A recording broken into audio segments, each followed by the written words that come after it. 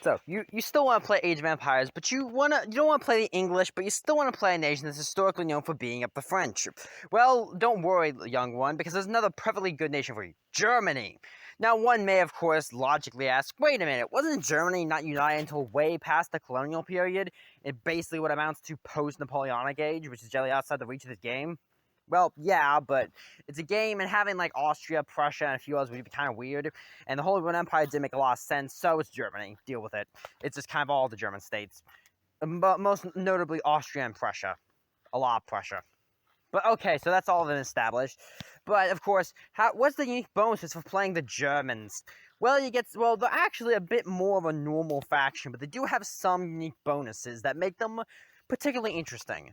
One of the unique units is a swordsman. Yes, yes, I know it's the colonial age, and yes, generally most factions have a spearman unit, but on top of your spears, you can have swords and crossbows, so you can go full medieval on your enemies if you want, because why not?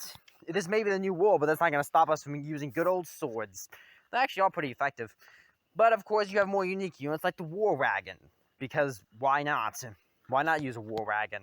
I mean, it's pretty cool. It moves a little bit faster than the average artillery, so it has its perks.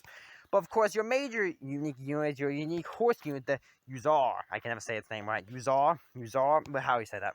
The Hussar is a particularly unique because on top of being a pretty powerful cavalry unit in its own right, and having plenty of cards to buff you up, it also has the unique ability of every time you ship, well, most of the time you ship a home unit card, it sends you a few of these Hussars for free, like just separate from whatever the card would normally do. So that effectively means that you can very easily start spamming just a whole horde of horsemen to go, stack your enemies. Of course, if you're smart, you'll send these out to raid your enemies' villages before they even have their first military units up. Because, hey, this may be the colonial period, but that won't stop us from doing some blitzkrieging.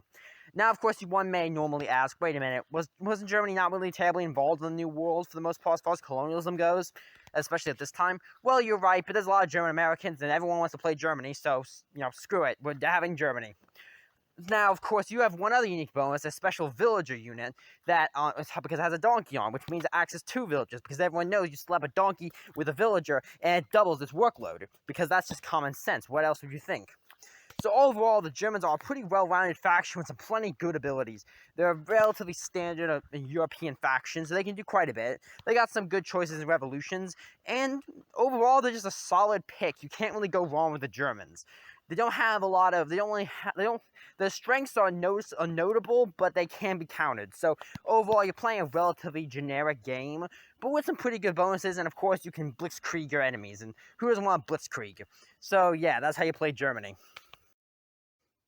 Yeah. Hey, why don't you hit that sub button?